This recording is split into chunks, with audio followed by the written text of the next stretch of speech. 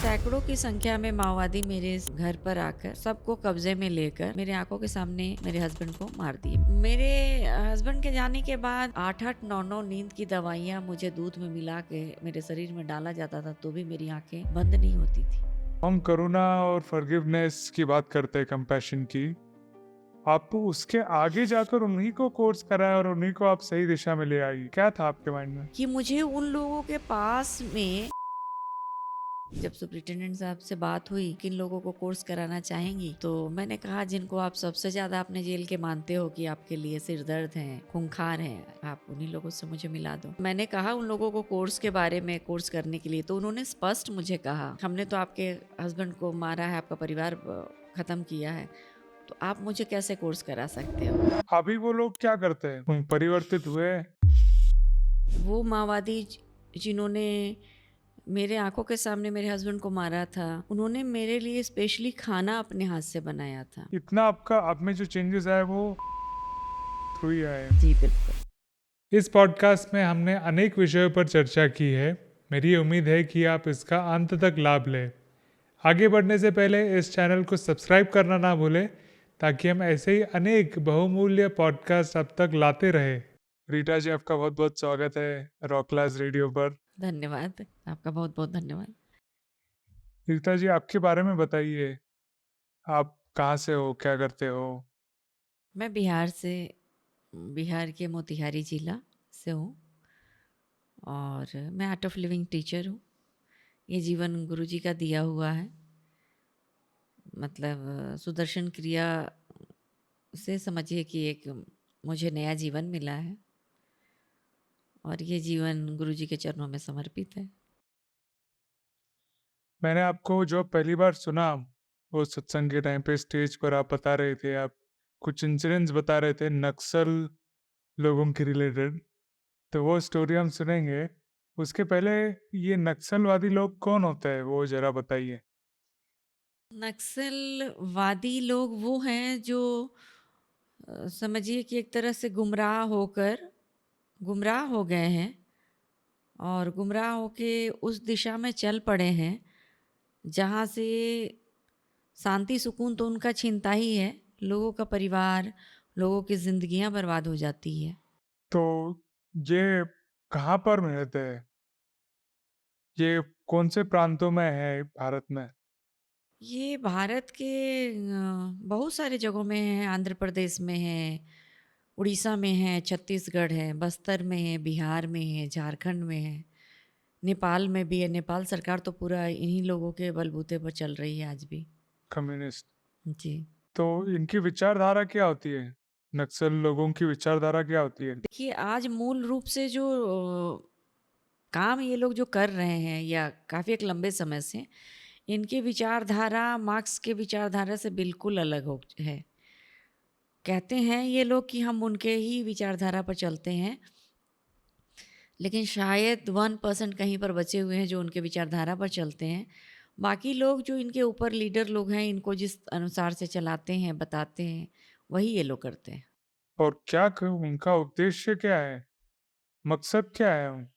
उद्देश्य और मकसद उनकी छोटी-छोटी लड़ाइयाँ, छोटे-छोटे मतलब स्वाभिमान, ज़रूरतें, आज के डेट में तो इनका मकसद सिर्फ़ यही है। हथियार लेना और छोटे छोटे मसले। वो हथियार के बदौलत एक पार्टी के नाम के बदौलत लोगों में आतंक फैलाना, डर फैलाना। और सिर्फ सिक्के के लिए उन्होंने कार्ल मार्क्स का झंडा लिया है, जी, बाकी सब करते हैं जी। गुंडागर्दी का काम। हाँ जी, एक तरह से कह सकते हैं, बिल्कुल। तो वो आपकी स्टोरी बताइए, क्या हुआ एग्जैक्टली? 11 दिसंबर 2005 पौने 7 से 7 बजे के बीच में एक मतलब समझिए सैकड़ों की संख्या में माओवादी मेरे इस घर पर आकर धावा बोलकर सबको कब्जे में लेकर मेरे आंखों के सामने मेरे पति को, मेरे हस्बैंड को मार दिए मेरे आंखों के सामने।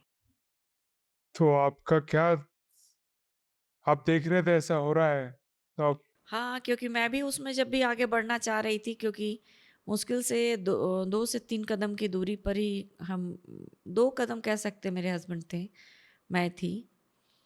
तो जब भी मैं उन लोगों के पास दौड़ना चाहती थी तो मुझे भी मारकर नीचे गिरा देते थे, क्योंकि मुझे भी तो आते ही उन लोगों ने कब्जे में कर लिया था। तो मैं अगर छुड़ा कर भागना भी वहाँ तक पहुँचना भी चाहती थी तो मुझे मार के गिरा देते थे, जिसमें मेरा दाहिना वाला घुटना आज मतलब डैमेज है किया क्या? हुआ। घुटना? हाँ, घुटना दाहिने पैर का उन लोगों के द्वारा वो हथियार के बट से मारा हुआ है, जो काफ़ी समय तक मुझे बहुत परेशान किया पैर ने। लेकिन फिर यहाँ श्री श्री अपने आयुर्वेदा हॉस्पिटल में मेरा 15 दिन एडमिट करके इलाज हुआ था, तो पैर मेरे ठीक हैं। नक्सलवादियों ने आपके सामने, आपके आंखों के सामने आपके हस्बैंड का मर्डर किया। जी जी जी। ये बात आपने उस दिन और आने वाले समय में आपने क्या माइंड में चल रहा था आपके? मेरे हस्बैंड के जाने के बाद समझिए कि मेरी स्थिति एक शून्य कोमा वाली स्थिति थी, जहाँ मेरे परिवार वालों ने, मेरे मायके वालों ने मुझे पानी चढ़ा चढ़ा कर और अपने द्वारा जैसे भी उन लोगों से बन पड़ा वो लोग मुझे ज़िंदा रखे हुए थे। 16 जुलाई 2006 को मुझे आर्ट ऑफ लिविंग के कोर्स में ले जाया गया।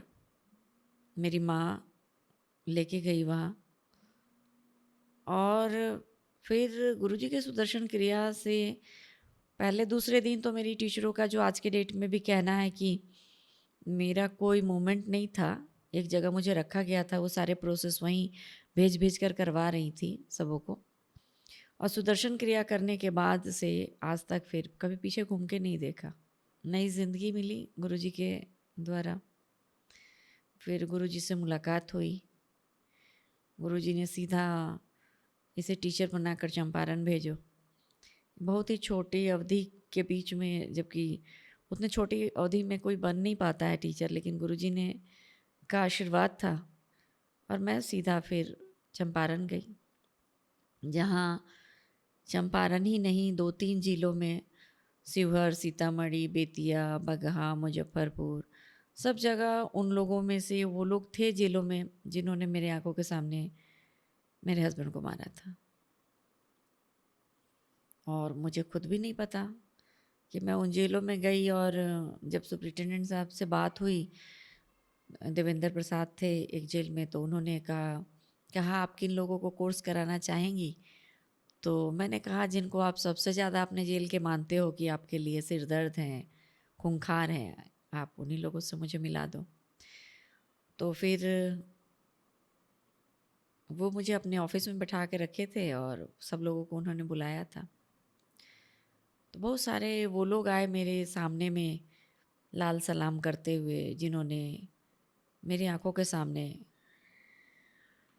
सब कुछ किया था।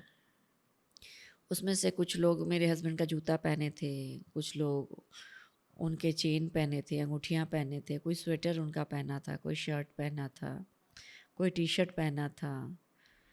क्योंकि जब वो ये लोग क्राइम करते हैं तो सारे सामान भी घर के उठा के लेके चले जाते हैं। तो वो लोग मेरे सामने आए, फिर आपका क्या रिएक्शन था? आपने उनको देखा? मैंने उनको देखा और गुरुजी को एक सेकंड के लिए, मतलब उन लोगों ने पहले घुसते ही एकदम अकड़ कर और पूरा, मुझे लगता है जो उनकी मानसिकता थी, स्पेशली वो चाहते तो वो उन कपड़ों, जेवर, जूतों, चप्पल को पहन के नहीं आ सकते थे वहाँ, लेकिन उनके मन में शायद था मुझे मानसिक आघात पहुँचाने के लिए शायद वो आए थे कि मैं ही हूँ, आप पहचानते हो, पहचानो अच्छी तरीके से। लेकिन जब मैंने कहा उन लोगों को कोर्स के बारे में, कोर्स करने के लिए, तो उन्होंने स्पष्ट मुझे कहा कि हमने तो आपके हस्बैंड को मारा है, आपका परिवार ख़त्म किया है, तो आप मुझे कैसे कोर्स करा सकते हो? मैंने, लगता है मुझे, मैंने गुरुजी को याद किया, एक सेकंड के लिए आंखें बंद की और मुझे भी पता नहीं मैंने क्या बोला। लेकिन बाद में सुपरिटेंडेंट साहब ने बताया कि आपने कहा कि आप मानते हो कि आपने अगर गलत किया है मेरे साथ, तो मैं आपको एक अच्छी चीज़ सिर्फ आपके लिए देने आई हूँ। और वो लोग एकदम, मुझे याद है कि मैंने जो भी बोला था उसके बाद उन लोगों ने कहा, दीदी मुझे कहा, दीदी हम लोग करेंगे कोर्स, कब से आप कराएंगी?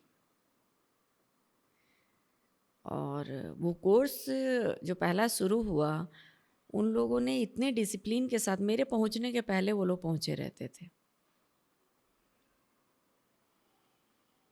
और फिर उसी दिन महिला जेल में मुझे सुपरिटेंडेंट साहब लेके गए, देवेंद्र भैया। तो वहाँ वो महिलाएं जिन्होंने मेरे बदन से ज्वेलरी उतारी थी, मुझे बांधा था, मारा था, वो लोग पिलर के पीछे छुप गई थी। मतलब नक्सल सिर्फ आ, वो औरत और ये दोनों होते हैं, दोनों होते। मैन और वुमेन? हाँ, तो दोनों के जेल मतलब अलग अलग होते हैं। नहीं, उस दिन जो आए थे, मैं इमेजिन कर रहा था कि वो सिर्फ मर्द आए होंगे, बट ऐसा नहीं कि वो औरतों के साथ भी आए थे क्या? हाँ, औरतों के साथ भी थे, अच्छी मात्रा में औरतें भी थी और मर्द भी थे। फिर उन महिलाओं को मैंने पिलर के पीछे से बाहर लाया, खुद जाकर पिलर के पीछे, और उनको मैंने गले लगाया। और फिर वो लोग भी कोर्स के लिए तैयार हुई। तो साथ में जेंट्स और अलग अलग बैच में, अलग अलग टाइम में, दोनों लोगों का कोर्स एक साथ शुरू हुआ। और कोर्स के लास्ट डे वो लोग बहुत ज़्यादा रो रहे थे कि हम लोगों से बहुत बड़ी गलती हो गई, आप पहले क्यों नहीं मिले, हम आपके लिए क्या कर सकते हैं, ऐसे। फिर मैंने उन लोगों को बोला कि आप मानते हो कि अगर आपने गलती की है, मेरे लिए कुछ करना चाहते हो तो इतना ही करो, कि आइंदा फिर ये ऐसी गलती किसी के साथ आपको नहीं करनी है। उसके बाद कई जेलों में, शिवहर में, मुजफ्फरपुर में, सीतामढ़ी, बेतिया, बहुत सारे जेलों में मैं बारी बारी जहाँ जहाँ सारे माओवादी लोग थे मैं गई और मैंने उन लोगों को कोर्स कराया। इवन कि उसके बाद मैं काठमांडू भी गई। काठमांडू भी जाके मैंने उन लोगों में से जो लोग थे उन लोगों को कोर्स कराया। और वो माओवादी जिन्होंने मेरे आंखों के सामने मेरे हस्बैंड को मारा था, उन्होंने मेरे लिए स्पेशली खाना अपने हाथ से बनाया था। तो हमारे यहाँ का, बिहार का है कि खीर पूड़ी ये सब चीज़ें, कई तरह की सब्जियाँ वगैरह बनती हैं। तो हमारा जो ट्रेडिशनल खाना है वो उन्होंने बनाया था बड़ी प्यार से। तो मैं पूड़ी खाना पसंद नहीं करती, तो मैंने एक बार मैंने कहा कि मैं पूड़ी नहीं खाती। तो उसमें से वो व्यक्ति जिसका पेपर में भी बयान आया था कि मैंने जितेंद्र सिंह को मारा है, मुखिया जितेंद्र प्रताप सिंह की हत्या मैंने की है, वही व्यक्ति अपने हाथ से रोटी बना के, फटाफट अपने हाथ से अंगीठी पर रोटी बनाकर मुझे खिलाया। ये कैसे हुआ? ये सिर्फ और सिर्फ सुदर्शन क्रिया गुरु जी के ही कारण हुआ, क्योंकि मुझे तब भी नहीं पता था मैं वहाँ गई कैसे, मुझे आज भी नहीं पता है हुआ कैसे। ये सब कुछ गुरुजी ने किया है, उन्हीं का किया हुआ है। थोड़ा सा पीछे जाएंगे तो आपके पति कौन थे, वो क्या करते थे, और उनका माओवादियों से संबंध कैसे आया? मेरे पति बहुत ही अच्छे बिजनेसमैन थे। और उनका एक समाज में सबके लिए सहयोगात्मक रवैया सब दिन से था, जब से वो बड़े हुए तब से था। मेरे परिवार का ही रहा, मेरे ससुर का भी और मेरे हस्बैंड का भी था। तो समाज में लोग उनको बहुत मानते भी थे और वो सबकी मदद बहुत करते थे। फिर उसके बाद में वो गांव वालों ने ही उनको, समझिए एक तरह से गोद में उठाकर, निर्विरोध कह सकते हैं कि उनको मुखिया बनाया, गांव जिसे का मुखिया बनाया? गांव का मुखिया, प्रधान जिसे कहते हैं, पंचायत में पूरे सहमति से लोगों ने गोद में उनको एक तरह से समझिए उठा के ज़बरदस्ती ले जाके, वो अपनी बड़ी माँ के श्राद्ध में गए थे वहाँ, क्योंकि उनका बहुत अच्छा बिजनेस नेपाल में था। नेपाल से लेके आपको दिल्ली, राजधानी पटना, सब जगह में एक अच्छा मतलब बिजनेस था एक्सपोर्ट इंपोर्ट का। किस प्रकार का बिजनेस था इंपोर्ट एक्सपोर्ट में? दवाइयाँ जो बनती है उसके पाउडर जो होते हैं उसका था, जो विटामिन B12, 13, 14 जो भी जो बनते हैं ना, 6 उसके पाउडर का बिजनेस था, एक्सपोर्ट इंपोर्ट लाइसेंसी। और टाइगर बल्ब करके जो नेपाल में एडवर्टाइजमेंट आता था, वो फैक्ट्री हमारी थी। झारखंड रांची में मेटल इंडिया फैक्ट्री हमारी थी, और रांची में ही गोलू ब्रिक्स करके जो रेड ब्रिक्स का जो है वो हमारा ही था, और ब्यूटी ब्रिक्स जो बिहार में हमारे पताही थाना के अंदर था वो भी हमारी ही थी। तो वो बिजनेस को देखते थे, राजनीति से उनका कुछ ये था नहीं, लेकिन इतना ज़्यादा वो करते थे लोगों के लिए कि पब्लिक उनको गोद में उठाकर काफ़ी बड़े प्रमाण पर बिजनेस करते थे और लोगों के लिए बहुत करते थे, सेवा करते थे। सेवा करते थे, तो लोगों ने ही उनको उठाकर चुना पंचायत में प्रमुख। पंचायत। और फिर ये जब कौन से गांव की बात हो रही है? ये बितौना, पताही थाना का एक बितौना गांव होता है, वहाँ का हुआ। और पब्लिक चाहती भी थी आने वाले समय में अगर आज वो होते तो वो सेंट्रल में मिनिस्टर पब्लिक के बदौलत होते। ओह, उनको कोई 1 रुपया खर्च करके या वोट मांग के बनने की ज़रूरत नहीं पड़ती, क्योंकि वो मेन है कि उनके कई बार तो ऐसा है ना कि वो कपड़ा पहन के जाते थे, बिना कपड़ा पहने घर आते थे। मतलब किसी को क्या ज़रूरत है, बहुत सारी कहानियाँ हैं जिसमें उनका जीवन कमाना और लोगों की मदद करना। तो फिर इतने भले अच्छे इंसान को जो इतना समाज के लिए काम कर रहे हैं, इतना क्रोध किसी किसी भी प्रकार का और इतना हिंसा से मर्डर करना, ऐसा कैसे हो सकता है? ये इसका कारण भी स्पष्ट एकदम क्लियर है कि वहाँ के लोकल जो विधायक उस समय थे और पब्लिक का डिमांड मेरे हस्बैंड थे, तो उनको 100% पता था कि मतलब ये रहे तो मेरा सीट गया। और आने वाले समय में सारे माओवादियों ने खुद मुझे अपने मुंह से बताया भी है ये बात कि हमें यूज़ किया गया राजनीति कुर्सी के लिए, क्योंकि वो माओवादी भी जो वहाँ के लोकल थे जिनको हम लोग जानते थे उसकी भी मदद वो किया करते थे। अपने गारंटी पर उनको थाना से कई बार छुड़ा के लाना कि ये नहीं अच्छे से रहेंगे, ऐसा नहीं कुछ करेंगे। उनकी बेटियों की शादी में, उनके बच्चों की पढ़ाई में, हर तरह से उनको भी मदद किया करते थे। तो यहाँ तो मेन हुआ कि कुछ लोकल स्तर पर थोड़ा सा अलग राज्यों के जो माओवादी थे उनको वहाँ के हमारे लोकल विधायक जी जो थे, मुझे कहने में कोई संकोच नहीं है, क्योंकि खुद मुझे वही माओवादियों ने बताया है जिन्होंने मेरे हस्बैंड को मारा है कि उनके कहने पर हम लोग गुमराह हो के इतना बड़ा कांड कर गए। और वो विधायक जी उस समय वहाँ से चले भी गए थे, और इसका सबूत अब प्रूफ भी है कि उन्होंने थाना में फ़ोन तब किया था कि हमारे क्षेत्र के मुखिया का मर्डर हो गया है और आप थाना में बैठे हो, जबकि उस समय मेरे हस्बैंड जिंदा थे। तो उनको कैसे दिल्ली में बैठ के ये बात पता चल गई? तो उनका तो उस समय फ़ोन का उतना ज़्यादा था नहीं सारी व्यवस्था। तो मतलब आपका इमीडिएट डेथ नहीं हुआ पति का, वो नहीं दिल्ली ले जाए गए फिर? नहीं नहीं नहीं, तुरंत हो गया था। वो विधायक की मैं बात कर रही हूँ, वो दिल्ली में थे। हाँ, तो दिल्ली हमारे में थे, उनको बात कैसे पता चली कि ये हाँ, हुआ है? जबकि उन्होंने कॉल करके दिल्ली में? उस टाइम में कॉल किया जिस समय मेरे हस्बैंड जिंदा थे। मतलब उन जिंदा क्या, मतलब उनका तो हत्या तुरंत एकदम किया गया, तुरंत वो चले गए, तुरंत मारा गया, तुरंत वो शरीर को छोड़ दिए। लेकिन जब जिंदा थे उस टाइम में थाना को फ़ोन आया था विधायक जी का कि हमारे क्षेत्र के मुखिया का मर्डर हो गया है और आप लोग थाना में बैठे हैं, आप जाइए वहाँ। तो उनको कैसे वहाँ पता चला कि मर्डर होने वाला है या हो गया? हुआ भी नहीं था। हम्म। तो ये क्लियर है मुझे जो मैंने अलग अलग जेलों में कोर्सेज कराया तो सारे माओवादियों ने मुझे बताया ये चीज़।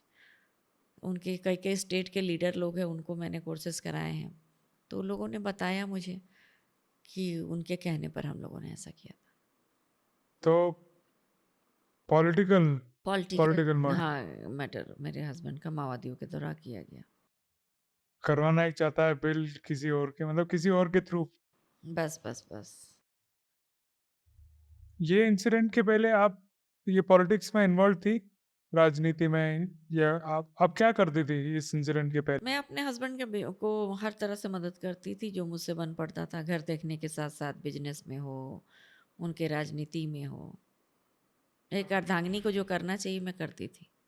आपके बच्चे, बच्चे हैं, वो उस टाइम पे उनकी एज क्या थी? बहुत छोटे छोटे थे, बहुत ही छोटे।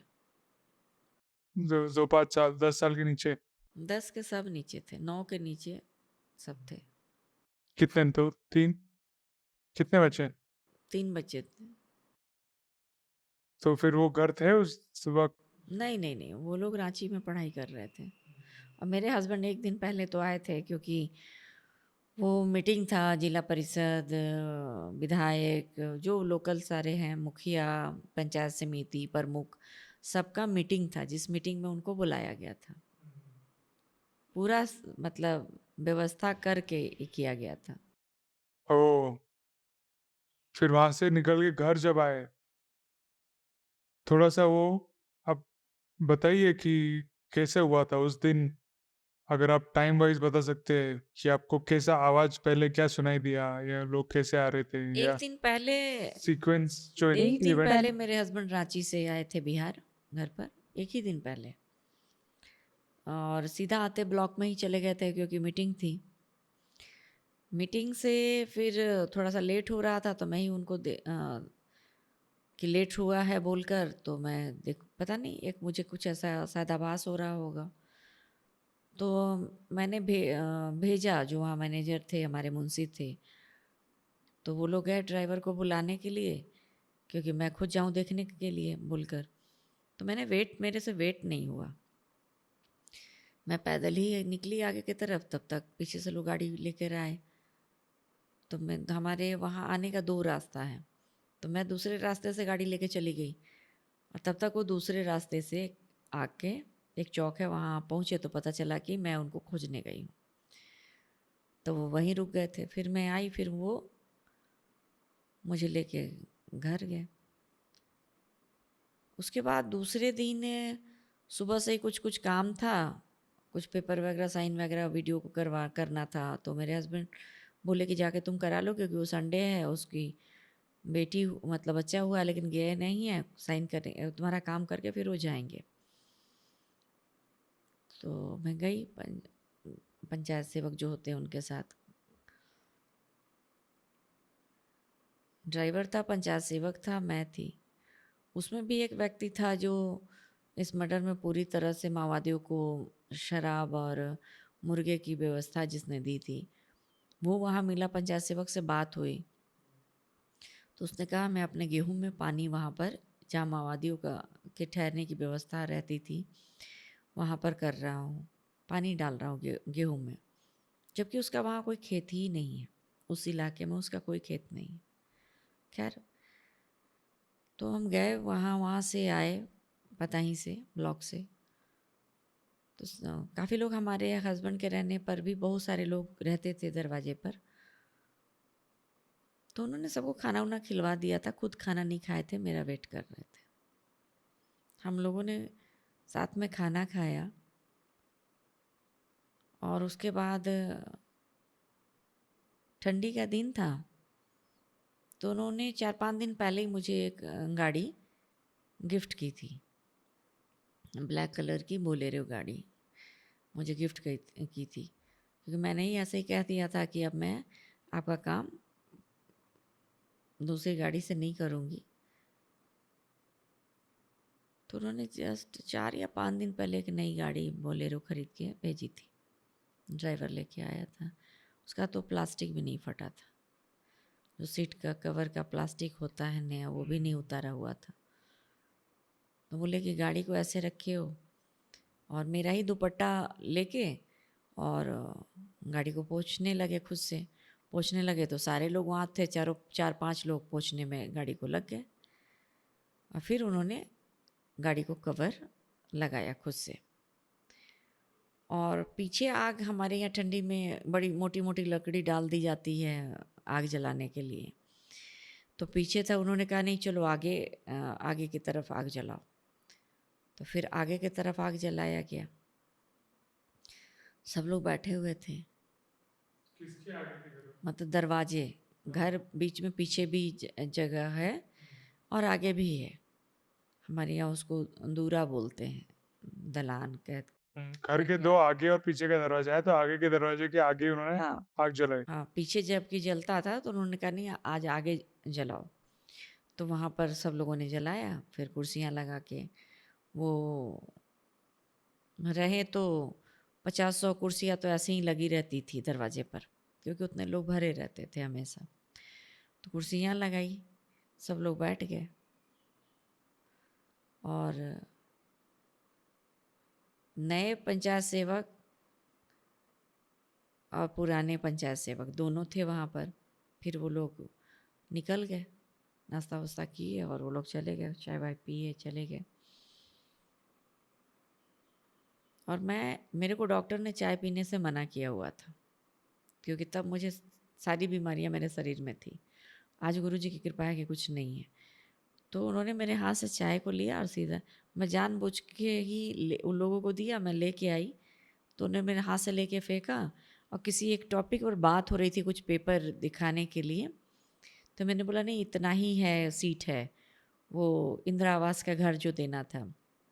तो बोले नहीं उसमें अलग है। तो मैं गई रजिस्टर लेके आई और मैंने दिखाया, तो मैं गलत थी, वो सही थे। बिजनेस के बारे में बात कर रहे थे। नहीं नहीं इंदिरा आवास क्या है? पंचायत पंचायत की बातें थी, हाँ। फिर वो रजिस्टर में रख के आई और तब तक मैं उनके बगल में ही बैठी। तब तक तो वो सैकड़ों की संख्या में, सैकड़ों से ज़्यादा ही पहुंच गए। उसके पहले गांव का ही एक नक्सली था, कृष्णनंदन मंडल। वो आकर देख के गया था, लेकिन तब हम लोगों को नहीं पता था कि ये देखने आया है कि मुखिया जी दरवाजे पर हैं कि नहीं है। क्या ये मतलब, वो दिमाग में नहीं गया, वो आया देखा और चला गया। और उसके बाद में एक व्यक्ति गांव का ही है, शंभू महतो। उसको शायद दिन भर वो माओवादी लोग पकड़ के अपने पास रखे हुए थे। वो भी माओवादी में पहले से ही था, लेकिन ऐसे मार काट वाले चीज़ में वो नहीं रहता था। और उसको कुछ ही दिन पहले हमने उस समय में 20,000 रुपया दिया था, बोला था दवाई का दुकान करना है, तो उसको दिया हुआ था। तो कभी कोई सपने में भी नहीं सोच सकता है कि वो आया और उसने मेरे हस्बैंड की तरफ हाथ दिखाया कि मतलब मेरे हस्बैंड क्योंकि नहीं रहते थे, नहीं के बराबर रहते थे, तो पहचानते नहीं वो लोग, शायद होंगे पहचान कराने के लिए ऐसे हाथ दिखाया और हाथ दिखाते हुए पीछे की तरफ से भाग गया। वो व्यक्ति भाग गया, वो सिर्फ पहचान कराया। कौन कौन है? हाँ, तो मेरे हस्बैंड की तरफ हाथ दिखाया, पीछे से भाग गया। और वो लोग एक बारगी आके चारों तरफ से किसी को हिलने का भी मौका नहीं दिए, आप भी वहीं थे? वो सब लोग सब वहीं पर थे। गन्स लेके आए थे क्या? बहुत सारे हथियार था उनके पास, SLR था, 47 था। ये गन्स के प्रकार है। हाँ हाँ, ये गन्स के प्रकार हैं, क्योंकि मैं आर्मी ऑफिसर की बेटी हूँ तो मुझे थोड़ा बहुत पता है। तो हथियार तो उनके पास थे, उसी हथियार के पीछे वाले भाग से मेरे घुटने को उन लोगों ने डैमेज किया हुआ है था। हथियार लेके सारे, महिला पुरुष जितने भी थे, नेपाल की भी महिलाएं उसमें थी। कुछ लोगों के चेहरे ढके हुए थे जो शायद हम लोगों के पहचान में पहले से ही थे, रहे होंगे, कोई आसपास के ही रहे होंगे शायद, इसलिए चेहरे ढके हुए थे। तो वो आदमी ने हाथ इशारा किया और भाग गया। भाग गया। फिर 50-100 लोग, सैकड़ों यानी कितने?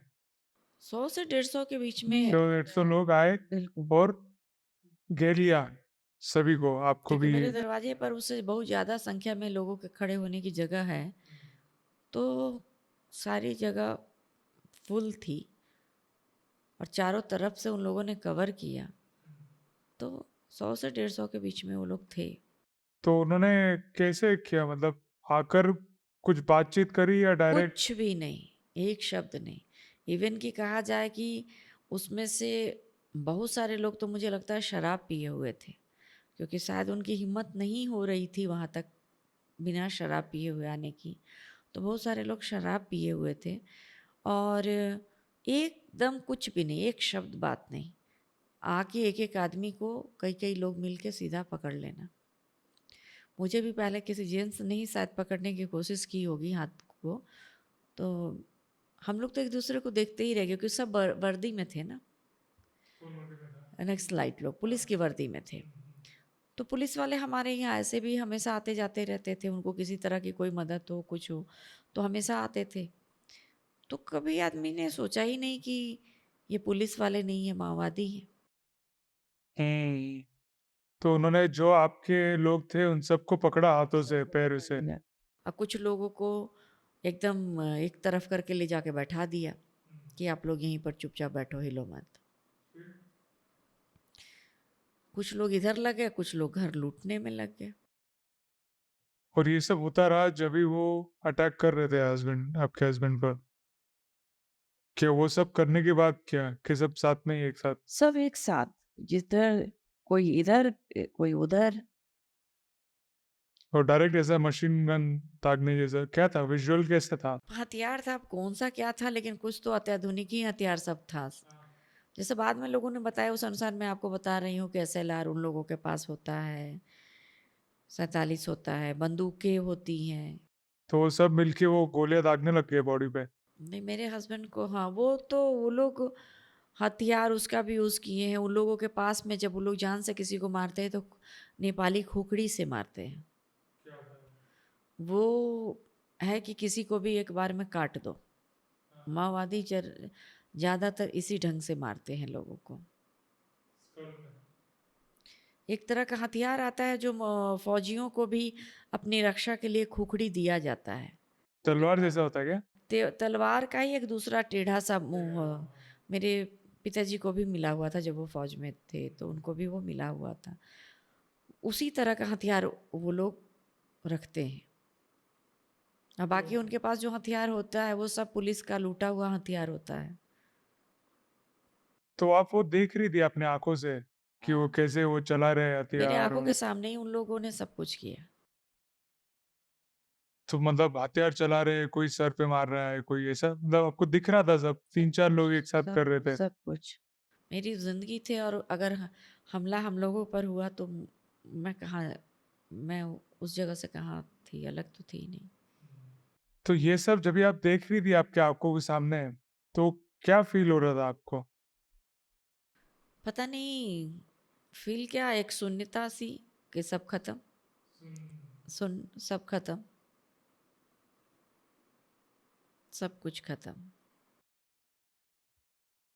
फिर ये टाइम से लेकर फिर उसके कुछ दिन बाद या बाकी उसके बाद कुछ दिन क्या हुआ? वो उसके वो बॉडी ले गए या कैसा मतलब? नहीं नहीं, वो लोग तो अपना करके अपन चल दिए, निकल गए। हाँ, सब पैसे ही पड़ा हुआ था बिखरा। हाँ, वो लोग अपना सारा सामान जो भी उठा सकते थे लेके चले गए और मार के चले गए। फिर फिर कैसा बीता समय उसके बाद और कुछ दिन बाद कैसा रहा? क्या हुआ? उसके बाद में कुछ पता नहीं। सारी चीज़ें अब ज़िंदगी ही एक बोझ और भारीपन के साथ में आप ज़ीरो में के जगह में खड़े हो, क्योंकि रामचरितमानस के 2 अध्याय में माँ सीता ने राम जी के वनवास जाने के क्रम में जो लाइन 2 लाइन कहा है, उन्होंने नारी के लिए जो संबोधन पति का दिया है, बिना मतलब जल का नदी, प्राण बिना शरीर, बहु जो भी शब्द कहे हैं, वो शब्द ये बताता है कि एक नारी का अस्तित्व ही नहीं है पति के बिना, वो साथ नहीं है। तो राम जी तो सिर्फ वनवास जा रहे थे ना, वो तो माँ थी, माँ देवी खुद अवतरित हैं, राम जी खुद अवतरित हैं। तो वो उनका विछोह नहीं बर्दाश्त कर रही हैं कुछ सालों के लिए, क्योंकि वो वनवास जा रहे हैं। और उन्होंने जो भी शब्द रामचरितमानस के 2 अध्याय में कहे हैं, उस अनुसार से कोई औरत मतलब महिला का कोई अस्तित्व ही कहीं कुछ बचता ही नहीं ज़िंदा रहने के लिए। वो ज़िंदा नहीं रह सकती है पति के बिना। तो मैं तो एक साधारण नारी हूँ। और मेरे पति 14 साल के लिए वनवास नहीं जा रहे थे। इस हमेशा के लिए। हमेशा के लिए इस शरीर से जा रहे थे। तो आप सोच सकते हैं उस समय की मेरी मानसिक स्थिति क्या रही होगी। एक समझिए कि बम ब्लास्ट हुआ, शरीर के चिथड़े चिथड़े उड़ जाना जिसे कहते हैं, वो मेरा पूरा अस्तित्व हिल के समझिए कि चिथड़े चिथड़े उड़ गया था। ये हुआ दिसंबर में। फिर आपने 11 दिसंबर 2005, फिर आपने कोर्स किया 6 या 7 महीनों बाद। 16 जुलाई 2006। 7 महीनों के बाद। तो ये इन 7 महीनों में क्या हुआ? क्या किया आपने? कुछ भी कैसा नहीं, था सिचुएशन? कुछ भी नहीं किया, कुछ नहीं किया। जिंदा रखा गया मुझे, क्योंकि पिताजी मेरी माँ, और माँ बाप के लिए औलाद तो ना कभी बोझ होता है ना कभी हो सकता है। और मेरे साथ मेरे बच्चे थे तो मेरी ज़िंदगी उनके लिए और भी ज़्यादा ये थी। तो मुझे परिवार वालों ने आपको जिंदा रखा, आपको हाँ, बिल्कुल इच्छा नहीं थी। बिल्कुल नहीं, कहीं कुछ बचा ही नहीं था तो ज़िंदा रहने का कोई अस्तित्व नहीं। क्योंकि मेरे हस्बैंड सिर्फ मेरे हस्बैंड नहीं थे, मेरे बचपन के बहुत अच्छे दोस्त थे। क्योंकि मेरे ससुर और मेरे पिताजी दोनों बहुत अच्छे दोस्त थे, दोनों आर्मी में एक साथ थे, फैमिलियर रिलेशन था। इसी क्रम में मेरे बड़े पापा की बेटी की शादी भी मेरे हस्बैंड के चचेरे भाई से हुई थी। तो पारिवारिक रिश्ता इतना गहरा था कि हम लोग एक दूसरे को बचपन से जानते थे। तो मेरे बहुत अच्छे मित्र भी थे, मेरे सखा भी थे, और मैं बचपन से उनको जानती थी। अब वो सिर्फ शादी करके मेरे पति ही नहीं बने हुए थे। अब उस इंसान का चला जाना मेरा मेरे लिए बहुत ही भारी था। मेरा भाई, मेरे भाई की वाइफ, मेरी बहनें, मेरे माँ पिताजी, सबने अपना जितना हो सका लगाया मुझे ज़िंदा रखने के लिए। फिर मेरी बड़ी दीदी जो है, मेरी एक छोटी बहन है, एक बड़ी बहन है। तो बड़ी दीदी की ननद जो है, वो आर्ट ऑफ लिविंग में पहले से थी।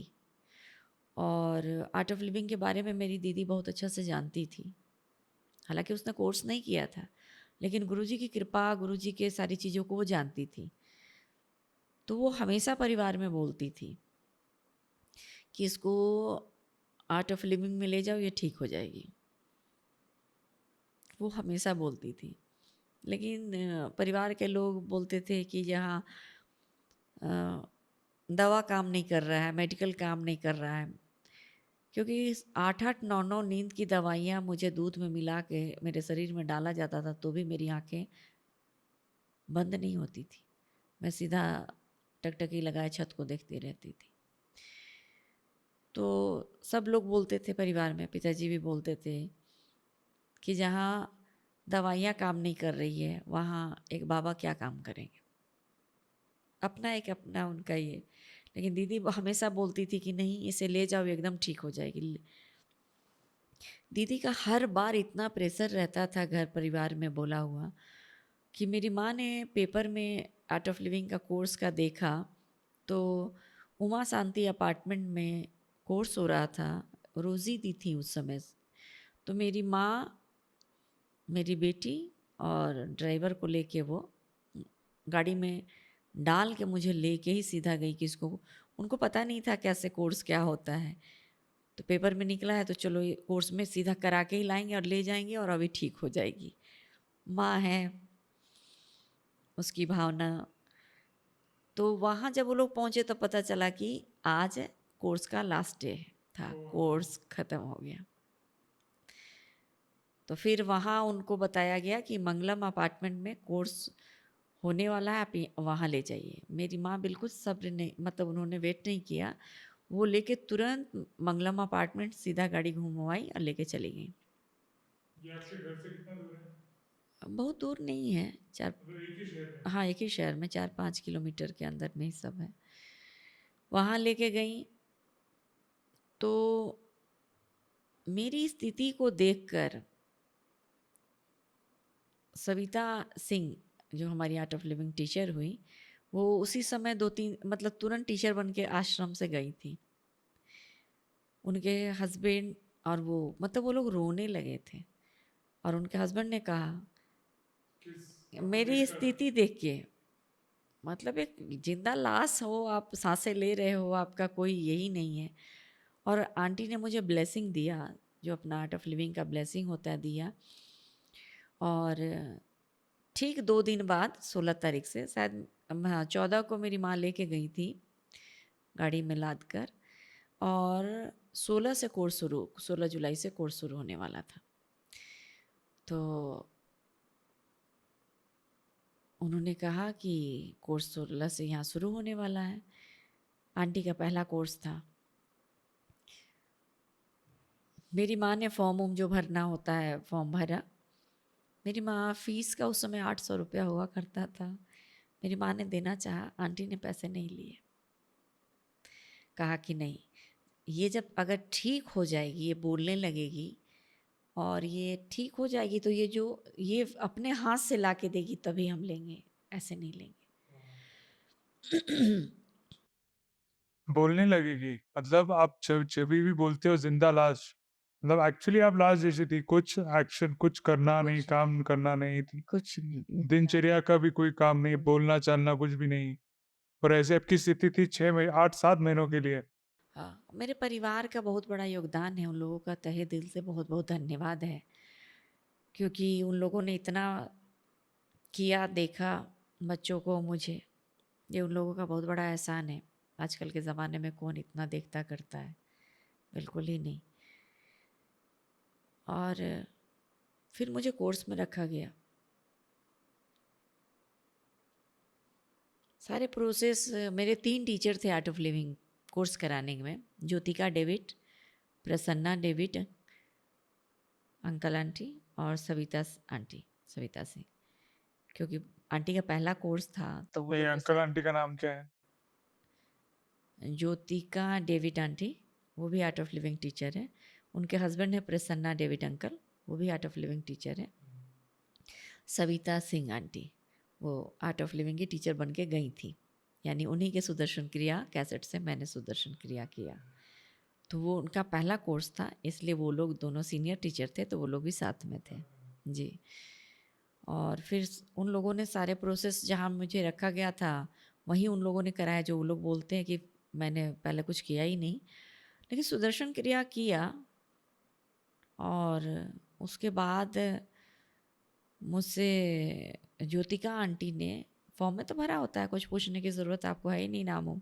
उन्होंने मेरा नाम पूछा, मैंने अपना नाम बताया, मेरा एक्सपीरियंस पूछा। तो मेरा एक्सपीरियंस अपने आप में बिल्कुल अलग अद्भुत था। मेरे बैच में जो लोग थे आज भी जो याद है उन लोगों को, और मेरे टीचरों को भी याद है। गुरुदेव गुरुदेव नहीं है, गुरुदेव ब्रह्मांड नायक है। मैंने स्पष्ट देखा था, पूरा ब्रह्मांड उसके नायक गुरुदेव है। फिर कभी पीछे देखने की जरूरत ही महसूस नहीं हुई। आपने एटलीस्ट सुना उस चीज को या कर पाई, वो भी, उसमें भी एक बड़ी बात है कि उसमें इंटरेस्ट लेके करना है ये चीज। हाँ, ये भी अपने आप में बहुत अद्भुत बात है। मुझे बिल्कुल आज भी याद नहीं है कि पहला सुदर्शन क्रिया मैंने, या उसके पहले की चीज़ों को क्या किया, कैसे किया, मुझे नहीं है याद। और वो करने के बाद कैसा क्या फील हो रहा था? वही तो मैंने बताया कि जो मेरा था एक्सपीरियंस, जो मैंने देखा खुले आंखों से, जस्ट अभी मैंने इटर्निटी फिर से किया था, तो वही चीज़ मैंने देखा जो मैंने सुदर्शन क्रिया करने के बाद देखा था। ब्रह्मांड। बिल्कुल, मैं अपने लगता है कि 5th 6th 7th किस जन्म में पहुंची, ऐसे हर बर्थ में गुरुदेव को देखा, लेकिन उसमें सेम वही चीज़ देखा जो मैंने सुदर्शन क्रिया के बाद देखा था। वाह। फिर उसके ये कोर्स। तो कोर्स के समय मेरी तबीयत बहुत ख़राब हो गई थी, मतलब 104 बुखार, बारिश वही झमझम, बुखार वैसा ही तेज। लेकिन मेरा एक दिन भी नागा नहीं हुआ। मैं छूटा नहीं, मैं जाती रही। और मैंने फिर खुद से जाके, वो कोर्स में बताया जाता है फ़ीस के बारे में जो, फिर मैंने जाके बोला, घर से पैसे न 900 न चाहिए, न मुझे 700 चाहिए, 800 रुपये चाहिए। क्यों चाहिए वो भी नहीं, बस मुझे चाहिए। लिया और वहाँ गुरुदेव के चरण में रखा, फोटो जो था वहाँ। और फिर कोर्स का भी एक अलग ही रहा, क्योंकि मुझे किसी चीज़ के लिए प्रेशर नहीं दिया जाता था, फॉर्म भरना है, पार्टिसिपेट या कुछ भी। लेकिन मेरी एक विनती गुरुदेव से रही, ये लोग इतने इतने फॉर्म लेके जा रहे हैं, मैं नहीं भर सकती, मैं नहीं पार्टिसिपेट लेके आ सकती। जब कोर्स के वक्त ही आप सोच रही थी? हाँ, वो मेरे मन अंदर चल रहा था, क्योंकि मैं तो बुत बनी बैठी थी, लेकिन जो सबको दिया जा रहा था मुझे नहीं दिया जा रहा था, क्योंकि किसी को था ही नहीं कि मतलब ये जो भी रहा हो हमारे वो टीचरों का। लेकिन मेरे अंदर ये चल रहा था कि मैं नहीं, और मैं नहीं कर सकती कोर्स हाँ, ऑर्गेनाइज। हाँ, वो मेरे अंदर चल रहा था। तो आपने पहले ही कोर्स किया और आप सोच रही थी कोर्स ऑर्गेनाइज करने के बारे में? हाँ, वो पता है, मतलब कि ऐसे करना है। और तब उस, लेकिन एक रहा गुरुजी का कि मेरे अंदर से वो चीज़ निकली और लगातार होते गए, ऑर्गेनाइज भी होते गए, लगातार विदाउट फेल गुरुजी करते रहे। मतलब आपने पहला ही कोर्स किया और फिर उसके बाद में आप ऑर्गेनाइज भी करने लग गई? लगातार, लगातार होते चले गए, मैंने नहीं कुछ किया। कितने दिन बाद ये कोर्स आपका खत्म मैंने हुआ? कोर्स किया, उसके बाद मैं वहाँ कोर्स हमेशा करती ही रही। उस सेंटर में जितने भी कोर्स होते रहे। हाँ, सपोज आज कोर्स खत्म हुआ हाँ 4 तारीख को, तो अगला कोर्स आपने जो पहले उससे जो भी टीचर ने अनाउंस डेट किया, मैं फिर उस कोर्स में पहुंच जाती थी। और लोगों को लेके पहुंचती थी? हाँ, लोगों को लेके पहुँचते थे। लगातार वो चीज़ होते रहे, उसमें कोई मैटर नहीं है कि यही टीचर, कोई भी टीचर हो, वहाँ जो भी कोर्स हो रहे हैं सारे टीचरों के इसमें, वो क्योंकि गुरुदेव खुद कर रहे थे। गुरुजी खुद से खुद, वो आर्ट एक्सेल का कोर्स हो, हैप्पीनेस को, मतलब उस समय बेसिक होता था, हो, सब कोर्स में मैं लगातार पहुँचती, मुझे गुरुजी वहाँ रखते रहे। फिर ये कोर्स भी आप ऑर्गेनाइज कर रहे थे, इसमें और नक्सलवादियों माओइस्ट के कांटेक्ट में आप कभी आई? उसके बाद गुरुजी से मुलाकात हुई, और गुरुजी ने आश्रम में टीचर बना के इसको भेजो। जब फिर टीचर बने, और फिर चंपारण गए।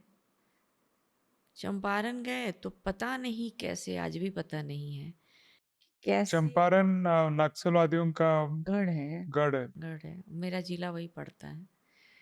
और कैसे हम उन लोगों तक पहुंच गए, चाहे वो काठमांडू हो, चाहे अलग अलग जेल हो, चाहे अलग अलग उनके गाँव में हो। गुरुदेव ने एक बहुत अच्छा क्रिएटर लोग से बोला, अभी इतने बरसों बाद मुझे ये बात पता चला कि कुछ चीज़ें मैं आपको अभी नहीं बता पाई, अभी गुरुजी का वो याद आया तो बता रही हूँ। क्रिएटर लोग आए थे उस समय, गुरुदेव ने कहा, उस वीडियो को एक बार मैं देख रही थी तो मैंने देखा कि मैंने कभी, जैसे अभी भी आपसे मैंने तो बोला नहीं कि मेरे परिवार में सिर्फ मेरे हस्बैंड के अलावा भी मेरे पूरे परिवार को नक्सलाइट ने पहले मारा है। माओवादियों ने मेरे परिवार में पहले भी हत्याएं की है जी। तो ये तो गुरुदेव को पता है, क्योंकि मैंने तो कभी भी नहीं कहा। उस वीडियो को मैंने देखा तो देखा कि गुरुजी खुद बोल रहे हैं कि इसके पूरे परिवार को माओवादियों ने मारा।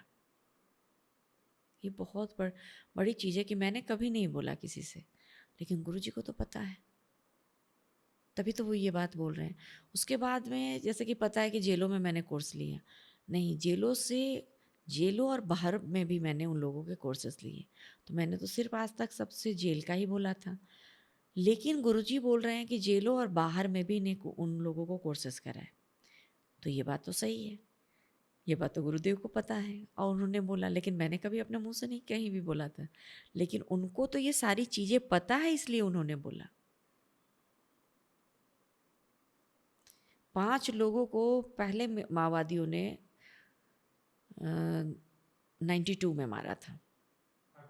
जी जी 5 नवंबर। आपके खुद के परिवार है मेरे परिवार, मेरे ससुर, मेरे सगे देवर, मेरे चचेरे जेठ, मेरे ससुर के बड़े भाई, मेरे और इनके cousin brother. Same reason same reason. Political. गाँव देखिए उन लोगों का जो भी रहा है ना, माओवादियों को जो टारगेट वो लोग खुद से बनाए या बनवाए गए, जो भी अपने इलाका के थोड़ा अच्छे ज़मींदार हैं, समृद्ध है, उन लोगों को। हाँ, जिसके पास भी थोड़ा ज़्यादा पैसा होगा ऐसा लगता है उनको। हाँ, उन लोगों को जो दिखता है कि ये मजबूत हैं। जैसे मेरे हस्बैंड तो देखिए अब जहाँ हमारे यहाँ जाने के लिए बरसात के समय में लोगों को इतना पानी में महिलाएं हो पुरुष होकर जाना पड़ता था। ऐसी स्थिति थी।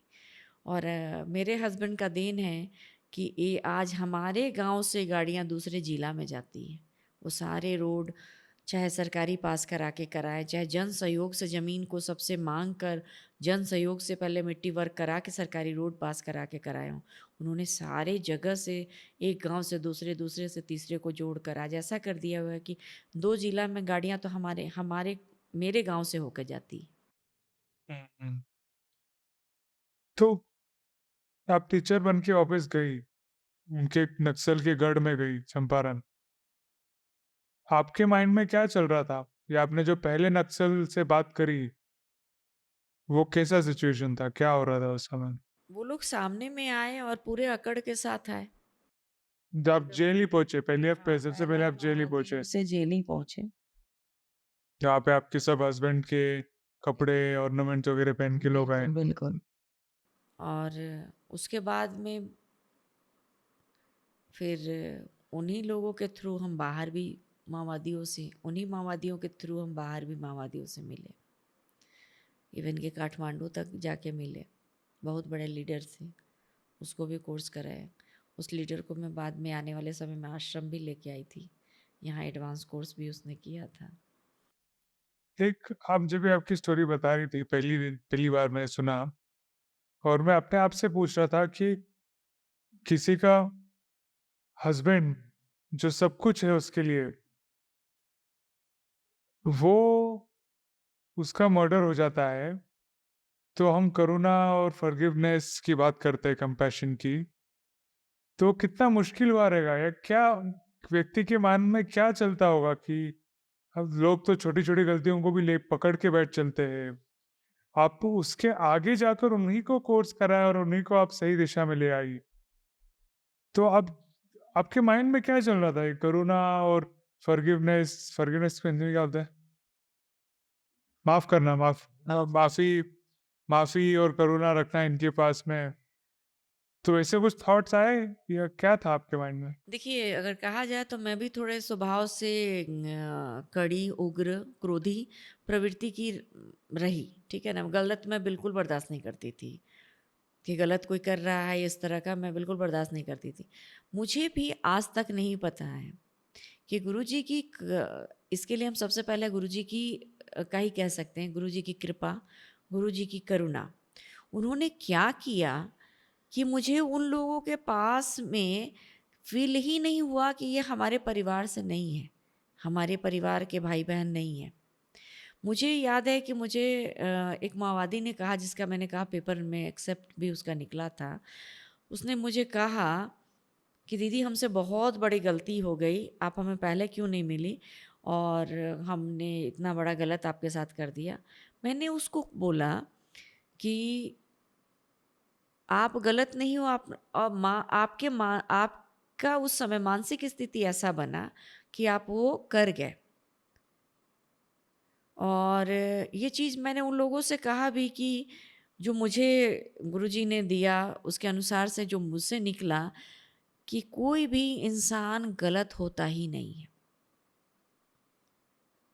कोई इंसान गलत होता ही नहीं है। हमारे कर्म अच्छे या बुरे होते हैं और हम जज उस इंसान को उसके कर्म के अनुसार से कर लेते हैं। कोई इंसान गलत नहीं है। कर्म हमारे गलत या अच्छे या बुरे होते हैं। जैसे मान लेते हैं कि अभी आप हमको देखोगे सत्संग करते हुए तो बोलोगे दीदी ये सत्संग करती है, सत्संगी है। अगर मान लेते आप हमें देख लो शराब पीते हुए तो आप कहोगे शराबी हैं, शराब पीती हैं। तो शराब पीना या सत्संग करना, ये दोनों हमारे अंदर के ध्यान, सुदर्शन क्रिया या जिसके कारण नहीं करने और करने के कारण, गुरु जी की कृपा, गुरु जी की करुणा के कारण बना। और ये दोनों हमारे कर्म, ये हमारी रीता सिंह की तो पहचान नहीं है ना। तो कोई भी बस उसी तरह वो भी हमारे भाई बहन हैं, और वो गलत गलत नहीं है, गलत कर्म के रास्ते पर आ गए हैं, रास्ते वो भटक गए। और इसका एक ही शब्द है, आप मानो चाहे नहीं मानो, लेकिन ये 100% नहीं था, 1000% सही है कि ये सब कुछ गुरुजी ने किया है। हमने कुछ भी नहीं किया है, और हमें तब भी नहीं पता था, हमें आज भी नहीं पता है कि कैसे हुआ, कब हुआ और क्यों हुआ। ये सिर्फ गुरुजी जानते हैं और वही बता सकते हैं। आप उनसे पूछोगे तो वो बता सकते हैं कि उन्होंने कैसे किया और क्यों किया, मैं नहीं बता पाऊंगी आपको। तो आपका आप इतने कठोर थे, या जो चीज सच ना हो उसको बर्दाश्त ही नहीं कर सकते थे, जी। तब से लेकर इन लोगों को कोर्स करवाने तक, क्या इनको ऐसा मान के चलने तक कि ये व्यक्ति या इसके कर्म अलग है, या व्यक्ति वो नहीं है वो जो उन्होंने किया है। ये मैं आज बोल रही हूँ आपको। तो हाँ, तो उस वक्त जो था, इतना आपका आप में जो चेंजेस आए वो आर्ट ऑफ लिविंग के थ्रू ही आए। जी, बिल्कुल। क्रिया, सुदर्शन क्रिया। ये मैं जो आपको बोल रही हूँ कि कर्म और वो, ये मैं आज का आपको अपना फीलिंग्स बोल रही हूँ। उस समय जब मैं उनको कोर्स कराने गई थी तो मुझे ये सब बातें तब पता भी नहीं थी जो सच्चाई है। क्योंकि उस समय मैं गई, कैसे गई, क्या हुआ, कैसे हुआ, मैं आज फिर कहूँगी कि वो गुरुजी ने ही सब किया है। और उतना ही उन्होंने नहीं किया, मेरे ऊपर गोली चलाने वाले को गुरुजी ने मेरे शरीर के अंदर से ब्लड भी दिलवाया। गुरुजी ने ऐसे बहुत कुछ किया। ये नहीं है कि जो इन लोगों ने मेरे हस्बैंड को कोर्स मतलब मारा, मैंने उनको कोर्स कराया, इतना ही नहीं उन्होंने किया, उन्होंने बहुत कुछ किया है। मेरे ऊपर जिन लोगों ने गोलियां चलाई थी, उन उसको कहीं पर चोट लग गया हुआ था, और रात के 2 बजे मुझे फ़ोन आया, उसको कहीं ब्लड नहीं मिल रहा था कि उसका ऑपरेशन हो, और उसके जान जाने की स्थिति थी। और गुरुजी ने उसको, भाई ऑपरेशन थिएटर में घुसा, मेरा भी प्लस है, मैं आ रही हूँ, और गुरुजी ने उसको ब्लड दिलवाया। मुझे अभी भी नहीं पता कैसे दिलवाया। और बहुत सारा ऐसा काम किया जहाँ एक परिवार दूसरे परिवार से लड़ रहे थे, झगड़ रहे थे, और कई कई बार मतलब एक ने दूसरे के पिता को, दूसरे ने मारा तक था। उन लोगों को आपस में ऐसे करवा दिया गुरुजी ने कि वो आज एक थाली में बैठ के खाते हैं और एक दूसरे के लिए चिंतित रहते हैं। उनका विवाद खत्म हो गया। ऐसा कई काम गुरुदेव ने करवाया है। आप आपके माध्यम के थ्रू। हाँ, उन्होंने किया है मेरे माध्यम थ्रू। क्या मैं खड़ी थी, उन्होंने किया, मुझे खड़ा कराया, लेकिन किया उन्होंने ही। अभी वो लोग क्या करते हैं, ये जो परिवर्तित हुए? बहुत लोग परिवर्तित होकर अपने अपने जीवन में सुख शांति से जी रहे हैं। कुछ व्यापार कर रहे हैं, कुछ बिजनेस के दुनिया में आए, कुछ लकड़ियों को के काम में चले गए, कुछ लकड़ियां बेचने के जगह में चले गए। कुछ लोगों ने जो यंग थे, उन लोगों ने अपनी पढ़ाइयाँ पूरी करके आज कहीं ना कहीं पर जॉब में भी हैं, बाहर गुजरात में हैं कुछ लोग राजस्थान में हैं। कोर्स करने के बाद महिलाओं का भी बहुत, जैसे उस पार्टी में भी उन लोगों का बहुत शोषण महिलाओं का होता है, उन चीज़ों से वो निकली। वो एक तो मुझे मिली थी जो बोली कि मुझे सोए हुए 6 साल हो गया, मैं 6 साल से सोई नहीं हूँ। और सुदर्शन क्रिया करने के बाद वो सोई, जो नींद की दवा से भी सोती नहीं थी, वो सोई, उसके सर का दर्द गायब था। गुरुजी की करुणा कृपा का कोई, धरती के सारे बिछाया के पन्ना लिखा जाए तो पूरा धरती भर जाएगा। उनकी कृपा करुणा ऐसी है। ये महिलाओं के बारे में मैं और जानना चाहता था कि समझ सकते हैं कि मर्दों को उन्होंने दारू और मुर्गी वगैरह खिलाई होगी या कुछ बेला बुला के फुसलाया होगा, बट औरतों को वो कैसे लाए उस औरतें उनके पार्टी का हिस्सा है, उनको जाना ही है, उनको करना ही है। मारक दस्ता यानी मार दो में महिलाएं भी होती हैं। जैसे मारना है ना, किसी को गोली मार देना, जान से मार देना है, माओवादी मारते हैं, वो उनका अलग अलग विंग है। लूटने वाले विंग है, मारने वाले हैं, उन्हीं लोगों ने मुझे बताया जेलों में। और तो उसमें महिलाएं भी मारने वालों में हैं। अगर किसी को मार देना है जान से, तो मारने वाले में महिला भी है, वो भी मारती हैं जान से लोगों को। इनमें इतना वो हिंसा कैसे जगती है? वो जगाया जाता है, उनको ट्रेनिंग मिलती है उस चीज़ की। क्या विचारधारा को पकड़ते हैं? कुछ तो बताते होंगे, क्योंकि जैसे हम लोग पैदा होते हैं नेचुरली तो हम इतने हिंसक नहीं होते। हाँ, वो है उनको एक उन लोगों की ट्रेनिंग बहुत आर्मी ट्रेनिंग की तरह उनकी ट्रेनिंग होती है हथियार चलाने की। उसी तरह से उनकी ट्रेनिंग होती है उनके दिमाग को मोटिवेट करने की। उनको बताया जाता है कि जो भी समाज में ऊपर है, जो अच्छे से जी रहा है या जो भी है, वो सामंतवाद है, यानी वो अत्याचारी है। उसको हक नहीं है कि उसके पास ज़मीन हो, उसके पास पैसे हों, वो अच्छे से ज़िंदगी को जिए। या जो लोग काम करवा रहे हैं, गाँव से रोडों को जोड़ रहे हैं, तो पुलिस फटाक से गाँव में पहुँचेगी। तो वो क्यों जोड़ रहे हैं? रास्ते खराब होंगे, क्योंकि वो लोग तो पैदल चलते हैं। दिन भर सोते हैं, रात भर पैदल चलते हैं। जी, उन लोगों ने खुद मुझे बताया। फिर जहाँ देखेंगे कि सुबह होने वाला है, उसके पहले जहाँ जिस जगह तक पहुँचे उसी गाँव में वो लोग अपना बसेरा डाल देते हैं। फिर वहीं के लोग उनको गांव के एक तरफ किसी कोने में रहेंगे, वही लोग उनको बनाएंगे, खिलाएंगे, रखेंगे। फिर वहाँ पर वो 2-4 लोगों को फिर शामिल कर लेते हैं माओवादी में। फिर वहाँ 1-2 दिन रहे, वहाँ गाँव का स्थिति लेंगे, किसको क्या है, कैसे है, नहीं है। तो जो जो इस अनुसार से उनको ये करता है, फिर वहाँ किए। फिर रात हुआ, निकल लिए, खाए पिए निकल लिए, रात भर चलेंगे, खेत खेत, नदी नदी नाले पार करते हुए। अभी आए थे ना, उन्होंने बताया ना कि हथियार सर पर रख के, सामान सर पर रख के, कपड़ा खोल के हम लोग नदी पार कर करके, ठंडी में भी रात को नदी पार करके बढ़ते हैं। तो फिर अगर रोड बन जाएगा तो पुलिस पहुंच जाएगी, तो पुलिस पहुंचेगी तो उनको दिक्कत है, इसीलिए। और उनका भगवान में या किसी नहीं, वो लोग आस्तिक चीज में कोई नहीं, भगवान को वो लोग नहीं मानते। वो लोग बोलते हैं भगवान नहीं है, प्रकृति है बस। किसी को प्रणाम नहीं करना है, किसी के पैर नहीं छूने हैं। उनका एक है, हाथ को मुट्ठी बांधेंगे, लाल सलाम। ऐसे ही करके मेरे से मिलने आए थे वो लोग, पहली बार मिले थे ऐसे ही करके। हम्म। और वो ये जोड़ते जाते हैं गांव गांव में हाँ, घूमकर। और कौन सी एज के लोगों को टारगेट करते हैं या उनका ऐसा कुछ है नहीं? मेन यंग यंग लड़कियां, यंग यंग लड़के हम्म। को। भले ही वो कोई भी बैकग्राउंड के हो, हाँ, किसी क्या व्यक्ति। सिर्फ काम करने वाले ही हाँ, या कोई श्रीमंत? कुछ भी हो, कुछ भी हो, उससे उनको कोई ये नहीं।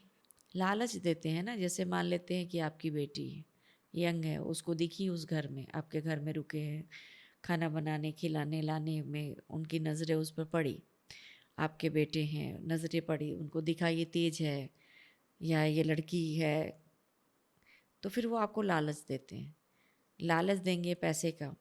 अगर आप उस लालच में आए तो ठीक है, नहीं आए तो फिर आपको धमका के लेके जाएंगे। हाँ, ये खुद बताया है उन लोगों ने मुझसे। और पैसे कहाँ से आते हैं इनके पास? ये लोग लूटपाट से ही? लूटते हैं, क्या कोई करता है उनको ये लोग स्पॉन्सर? लूटते हैं, रंगदारी लेते हैं। जैसे पहले के ज़माना में डाकू हुआ करते थे ना, हाँ। तो ये डाकू वाला काम भी करते हैं और रंगदारी वाला काम भी। रंगदारी मतलब? वो रंगदारी हुआ क्या, मतलब आपके पास पैसे हैं तो हमने बोला कि फिल्मों में दिखाया जाता है ना कि आप मुझे इतना पैसा दो, नहीं दोगे तो धमकी देना। एक्सटॉर्शन। हाँ, वही जो भी है। तो वैसे ही लेते हैं, इनका लेवी लेवी बंधा हुआ है। लेवी मतलब लेवी वही रंगदारी बंधा हुआ है। जैसे वहाँ जितने भी चिमनी चल रहा है, ईंटा भट्टा चल रहा है, सब पर इनका महीना का फिक्स इतना पैसा आना महीने में है। इतने हाँ, पैसे आने चाहिए, आने चाहिए, बिल्कुल आने चाहिए। नहीं आओगे तो हम लोग हाँ, बिल्कुल। गुस्सा। बड़ा दुकान है, वहाँ भी बंधा हुआ है। बड़े बड़े जो मतलब राजनीति वाले नेता लोग हैं, उनके पास भी इनका बंधा हुआ है। कहीं हजारों में है तो कहीं लाखों में है। और इनकी विचारधारा फैलती कैसे है? इनका कोई एक लीडर, एक फिगर, जैसे माओइस्ट हो गया चाइना में, ये लेनिन, ये हो गए रशिया में, तो ऐसा कोई उभर के आता है क्या इंडिया की ये जो नक्सल? हाँ, बिल्कुल है ना। इनके लीडर हैं। इन लोगों के जैसे कि 4-5 जिला में एक लीडर, फिर कई स्टेटों में का एक लीडर, फिर उसके ऊपर लीडर, फिर उसके ऊपर लीडर, ऐसे है। इनकी व्यवस्था पूरी वैसी बनी है। लेकिन वो जितने लीडर लोग ऊपर ऊपर हैं, उनके बच्चे अच्छे से बाहर बाहर देशों में, देश के अपने देश के भी अच्छे अच्छे कोनों में पढ़ते हैं। उनका परिवार सुखी है, समृद्ध है, अच्छी तरीक़े से रहता है। बाकी जो ये नीचे वाले लोग हैं, ये लूटते हैं और ज़िंदगी को ऐसे ही जीते हैं। जेलों में यही लोग जाते हैं, यही लोग मरते भी हैं, मारे भी पुलिस द्वारा जाते हैं। इनका यही काम है, यही रात रात भर चलते भी हैं। पैसों की लालच और धमकाने से वो ज्वाइन करते हैं, पहली बार जुड़ते हैं, जी, फिर उसके कारण भी बाद में जी, उसके कारण भी जुड़ते हैं और इस कारण से भी कुछ लोग जुड़ जाते हैं। जैसे किसी का कोई अपने आप को कमज़ोर फील कर रहा है कहीं पर, तो उसको ताकत चाहिए, तो वो सोचता है माओवादी के नाम पर ही मुझे ताकत मिल गया, वो भी जुड़ते हैं। कुछ की आपसी कोई दुश्मनी है, उससे भी वो जुड़ते हैं। ये भी रीज़न है उनके जुड़ने का। कोई भी हो, अम, जो लोग हमारा साथ दे सकते हैं हमारे कुछ भी बिल्कुल, निजी बिल्कुल, बिल्कुल, निजी प्रॉब्लम में, एकदम। तो जुड़ते हैं। बिल्कुल। ऐसी कोई और एक स्टोरी बताइए इन जेलों में या इन माओवादी से बात करके, जिससे आपके ऐसे रोंगटे खड़े हो जाए, या आप आ, आपको एकदम बिलीव ही नहीं हुआ? ऐसा तो बहुत कुछ हुआ है, बहुत सारा कुछ हुआ। एक जगह मैं एक जेल में मैं 3 कोर्स एक साथ ले रही थी अलग-अलग टाइम में। तो गुरुजी का वीडियो दिखाने के क्रम में मैंने 2 बैच को एक साथ बैठा दिया था। जहाँ माओवादी थे और ठीक उसका एंटी आज़ाद हिंद फौज था। ये अलग अलग ग्रुप्स हैं? दोनों अलग-अलग ग्रुप से और दोनों एक दूसरे के एंटी ग्रुप हैं। ओके। तो बैठा दिया मैंने वीडियो देखने के लिए एक जगह एक साथ में। उसमें आज़ाद हिंद फौज वाले किसी लड़के के, हालांकि मैंने अलग अलग रो में बैठाया था, वीडियो एक जगह चल रहा था। उसने पैर को ऐसे स्लीप करके जानबूझ के किया या अनजाने में किया, मैंने देखा नहीं था इसलिए मैं नहीं बोल सकती। वो एक माओवादी के शरीर से जाके उसका पैर लग गया।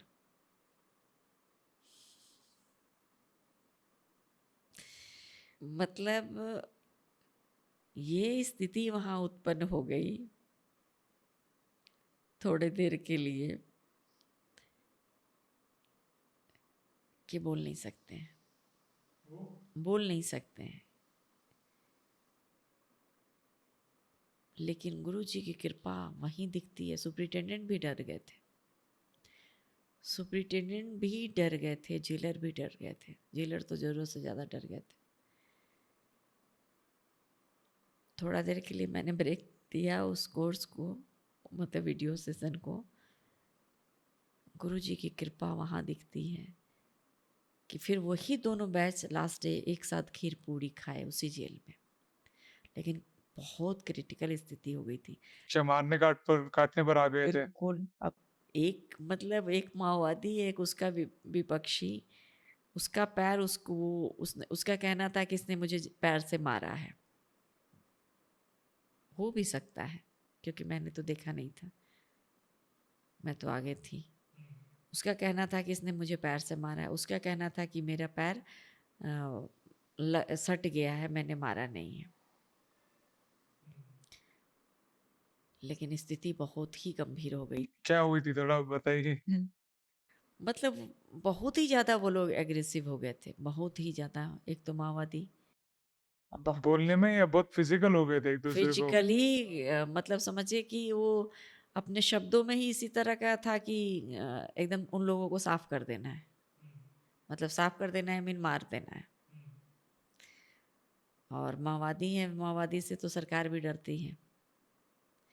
वो आज़ाद हिंद फौज से तो नहीं डरती होगी मुझे जहाँ तक लगता है, या जो भी हो डरती होगी नहीं पता, लेकिन माओवादी से तो सरकार भी डरती है। जज के कलम भी डरते हैं माओवादियों के जजमेंट से, इसीलिए वो लोग जेल जाते हैं तुरंत निकल जाते हैं। जज भी डरते हैं, सरकार भी डरती है। हम्म। अब वो अगर वैसे बोल रहे हैं तो सुप्रिटेंडेंट साहब का भी हालत ख़राब था, जेलर का भी हालत ख़राब था कि कुछ भी जेल में हो सकता है। लेकिन गुरुजी ने इतनी अच्छी तरीक़ा से सँभाला कि आप सोच भी नहीं सकते हो। आपके माध्यम के थ्रू। हाँ, बहुत। मैंने क्या बोला, गुरुजी ने ही बुलवाया होगा कुछ। लेकिन कैसे सँभाला ना, वो आज भी सोचते हैं तो मत पूछिए। हम लोग या जब वो सुप्रिटेंडेंट भैया हैं उनसे जब भी बात होती थी तो हम लोग उसको याद करते थे कि कैसे हुआ सिस्टर, और फिर कैसे गुरुदेव ने संभाल लिया। मतलब मानना पड़ेगा। कुछ लोग आए थे यहाँ पर आश्रम में आपके साथ, जो उनके पैरों पे गोलियों के निशान दिखा रहे थे, जी जी, हाथ पैर पूरा उड़ा हुआ है, बम से उड़ा हुआ है, गोलियों से उड़ा हुआ है। तो उनकी क्या स्टोरीज थी या वो क्या वो बताना चाह रहे थे? बहुत खूंखार माओवादी वो लोग हैं। हाँ, वो खुद। खुद वो सब बहुत बहुत स्टेट के लीडर्स सब थे। वो एक तो है, वो तो पूरा आंध्रा, छत्तीसगढ़, बस्तर, उड़ीसा, बिहार, झारखंड और भी नेपाल, सबके प्रचंड, जो नेपाल के उतने बड़े माओवादी हैं उनसे भी उनका बहुत अच्छा, मतलब वो बहुत ही कई स्टेट के और मुखिया। मुखिया लीडर, और जो दिखाएं वो भी। उनके बारे में तो मुझे किसी ने बाद में फ़ोन करके कहा कि कहाँ मिल गए। हम लोग तो इतना पेपर में हम लोग पढ़ते थे और जानते थे, ये आश्रम तक कैसे पहुँच गए। हमें बोला गुरु जी की कृपा पहुँच गए। हाँ, थोड़ा सा जो हम आप कैसे पहुंचे इन लोगों तक और कैसे नहीं मनाया? वो तो नहीं इतने पता। नहीं आप पता। नहीं करवाया? मैंने नहीं करवाया, गुरुजी गुरुजी ने किया। आप सही बात है, वो गुरुजी को बोल रहे हैं, लेकिन हमारे सुनने वाले लोगों में ऐसे भी कई हैं कि जो लॉजिकल सोचेंगे। पत्रकार है या पुलिस है, इन लोगों तक पहुंचना कैसे है? उनको आपने कुछ आइडियाज देनी है तो आप कैसे दोगे? आइडिया देनी है तो जब भी उनको हो तो मैं सबसे, पत्रकार हो, पुलिस हो, प्रशासन हो, सरकार हो, सबसे यही चीज़ कहना चाहूँगी, किसी भी व्यवस्था से आप माओवादियों को ख़त्म नहीं कर सकते हो। कर सकते हो तो सिर्फ एक ही रास्ता है कि आप गुरुजी के रास्ते पर चलते हुए इस चीज़ को ख़त्म कर सकते हो, उन्हें मुख्य धारा में ला सकते हो और सही दिशा दे सकते हो, सही ज़िंदगी दे सकते हो। बाकी कोई भी शक्ति नहीं है कि उनको कुछ भी कर सके, क्योंकि मैं इतने समय से उन लोगों के साथ काम कर रही हूँ और मैं देख रही हूँ, उनकी मानसिकता जो है वो सिर्फ गुरुजी की करुणा और कृपा से ही बदल सकती है। यानी सुदर्शन क्रिया प्रैक्टिकल साइंटिफिक चीज़ है, उससे बदल सकती है बस। और कुछ भी, कोई सज़ा, कोई जेल कुछ नहीं कर सकता उन लोगों को। कोई भी लेक्चर, मार्गदर्शन कुछ या नहीं, कोई कुछ पैसा? कुछ नहीं। गुरुजी की शक्ति, दृष्टि, गुरुजी की शक्ति ही करुणा सब कुछ कर सकती है, और कुछ भी नहीं, कोई नहीं। इसीलिए मेरा तो कहना है सबों से कि गुरुजी को, गुरुजी के चरण पकड़ के सब लोग गुरुजी से विनती प्रार्थना करें, और गुरुजी जो करुणा बरसाएंगे उसमें सारा माओवादी, आतंकवादी सब खत्म हो जाएगा। इन इलाकों में किसी को घूमना है या लोगों से मिलना है, तो आप क्या क्या बोलोगे? सेफ है जाना या जाना नहीं चाहिए? देखिए, अगर किसके माध्यम से जा रहे हैं, हथियार सुरक्षा लेके जा रहे हैं, वो मैं नहीं जानती। वर्दी पहन के सुरक्षित जा रहे हैं, मैं नहीं जानती। हाँ, अगर वो जा रहे हैं इन इलाकों में गुरु जी का आशीर्वाद लेकर, तो वो जा सकते हैं, सेफ जाएंगे, सेफ आएंगे, कुछ नहीं होगा। क्योंकि एक सुरक्षा कवच जो है वो उनको ले जाएगी और लेके आएगी। इनका गवर्नमेंट के प्रति क्या अप्रोच होता है? गवर्नमेंट को भी ये सोचते हैं कि भाई ये भी लूट ही रहे हैं, तो इसीलिए गवर्नमेंट से भी मोटा मोटा ले भी लेते हैं। करोड़ों अरबों, करोड़ों करोड़ों में गवर्नमेंट से ये लोग ले भी लेते हैं, मैं जानती हूँ, ये लोग खुद बताते हैं। तो ये सब लिया हुआ पैसा वो लोग कहाँ रखते हैं? उसके लिए तो भी बैंक जाना पड़ेगा, अपने स्टोर। नहीं, बैंक में नहीं रखते हैं ये लोग, खर्च करते हैं, अपने परिवार को देते हैं। और हर, मुझे बोलना नहीं चाहिए लेकिन मैं आपको बोल रही हूँ, शहर के बड़े बिजनेसमैन लोग जो हैं वो इनके पैसे को यूज़ करते हैं और शहर के बिजनेसमैन के गोडाउन में इनका पैसा रखा रहता है। जैसे झारखंड में अभी आया ना आपके सामने, बहुत बड़ा बड़ा पैसा पकड़ा गया, सब वो सब इन्हीं लोगों का तो पैसा था। तो उनका बहुत एडवांस नेटवर्क है। बहुत एडवांस नेटवर्क है, समझ से परे। तो सब डिजिटल कंप्यूटर, इंटरनेट, सब ये सब कुछ। चीजें। तो ये देखते होंगे वीडियोस यूट्यूब पर, देखते कि नहीं? देखते होंगे, न देखने का सवाल कहाँ है।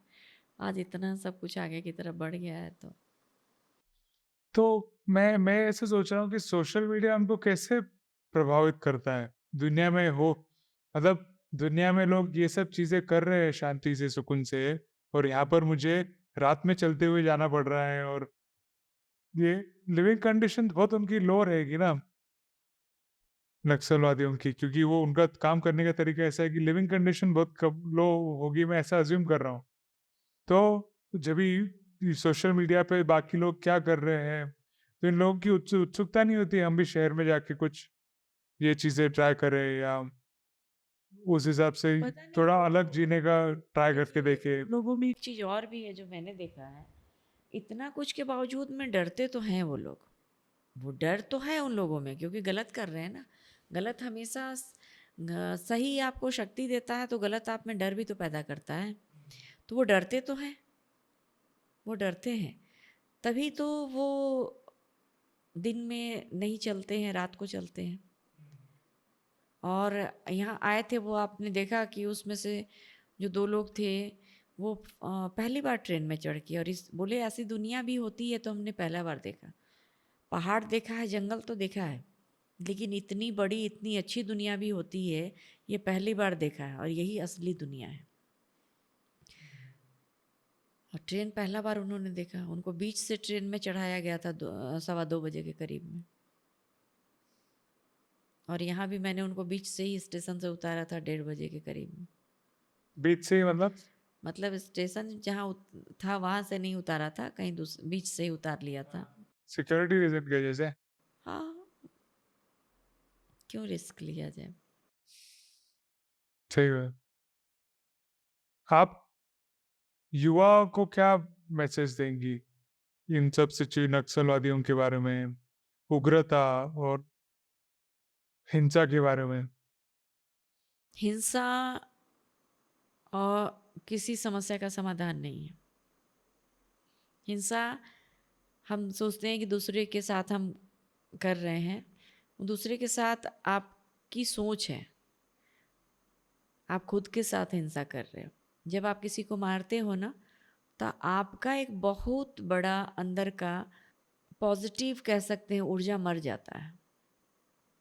तो हिंसा आप किसके साथ कर रहे हो? खुद के साथ। इसलिए हिंसा करना कोई समाधान या रास्ता नहीं है, और हर हिंसा का अंत जो है वो हमारे खुद की बर्बादी के लिए है। इसलिए सही रास्ता तो है कि गुरुजी के रास्ते चलें, सुदर्शन क्रिया करें, ध्यान करें, खुश रहें, सुखी रहें, संपन्न रहें, और सारे लोगों को खुशी दें और प्रेम दें। वो अपने आप होने लगेगा जब हम गुरुजी के रास्ते चलेंगे तो। इसमें आपके इन आई थिंक 15 से 20 साल हुए रहेंगे आपको, 2006 से 2024 तक। इन नक्सल लोगों से आप मिली, उन्होंने उनकी खुद की स्टोरीज भी बताई होंगी आपसे, जी, जी, बहुत सारी बातें बताई। तो उसमें से कोई एक आध स्टोरी आप शेयर करेंगी? उन्होंने अपने पर्सनल पार्टी के अंदर हुए हुए सारी चीज़ों को मुझे बताया। मुझे लगता है उनकी वो पर्सनल जीवन को शेयर करना सही नहीं है। नहीं, इंडिविजुअल को नहीं, उससे हमें हमें आइडिया आएगा कि क्या उनमें परिवर्तन आया, पहले कैसा था और बाद में क्या हुआ। अच्छा, हाँ। जैसे कि मान लेते हैं कि वो लोग पार्टी वालों से, नक्सलाइट माओवादियों से मिलते हैं, उनके बताए रास्तों पर चलते हैं, और वो रास्ता उनको सिर्फ और सिर्फ ज़िंदगी में दुख और दर्द ही दिया है। एक एक की मैं बात बता रही हूँ, मुझे जितने लोग मिले, किसी ने ये नहीं कहा कि मैं इस रास्ते पर मैं चली या चला तो मुझे खुशियाँ मिली, सुख मिला, समृद्धि मिली। नहीं, लेकिन वही जब वो गुरुजी के बताए हुए रास्ते पर चलते हैं तो सबसे पहला तो उनको वो मिलता है कि वो चैन से सो पाते हैं, उनको नींद आती है, जो उनके मानसिक तनाव से उनके सर का दर्द गायब हो जाता है, उनको चिंता नहीं रहती है। मैंने कईयों को देखा कि वो लोग तारीख पर जाते और आ जाते थे, उनका रिजेक्ट होता था, बोलते कोई चिंता नहीं है, जो कि उनको वही चीज़ मानसिक दर्द देता था, उनके सर में दर्द, नींद नहीं आना, बोलते अब चिंता ही नहीं है, जो होगा सही होगा। कोर्ट के निकाल के बारे में। हाँ, कोर्ट केस के बारे में जो उन लोगों का जो भी है, वो उनको वो चीज़ नहीं देता था। तो इससे बड़ी मुझे नहीं लगती है कि कोई शांति हो सकती है। जब आप सो नहीं सकते हो, सर दर्द से आप सही ढंग से खा नहीं सकते हो, पानी नहीं पी सकते हो, परेशान हो, बेचैन हो, ये आपका अगर सुदर्शन क्रिया करने के बाद गायब हो जाता है, इससे बड़ी क्या चीज़ हो सकती है? मेरे नज़र में तो कुछ नहीं है। और उसमें उनको गिल्ट फील होता है क्या? मैंने ये वही मैं नहीं। अभी बोलने जा रही थी। कि उनको इस चीज़ का गिल्ट है कि ये गलत है और ये हमने इतनी गलतियाँ की हैं, है उनको गिल्ट। मेरे साथ किए हुए गलती का तो स्पष्ट मैंने क्या, बहुत सारे लोगों ने देखा है कि उनको ज़रूरत से ज़्यादा गिल्ट, उनका रोना देख के मतलब कहे ना दीवाल के भी मतलब क्या कलेजा फट जाना, ऐसा उनका रोना था।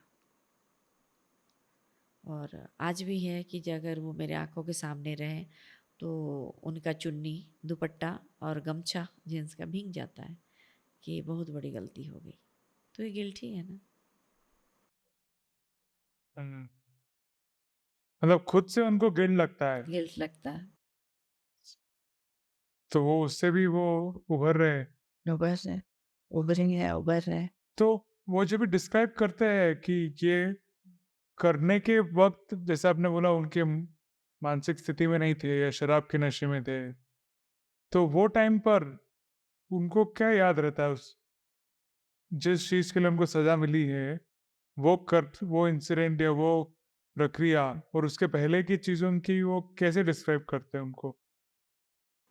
मुझे लगता है कि वो लोग इस शराब पी के आने के पीछे रीज़न ये रहा होगा कि क्योंकि मेरे हस्बैंड एक जाने माने अ, जिला के व्यक्ति थे, जिला क्या कई जिलों में उनको लोग जानता था।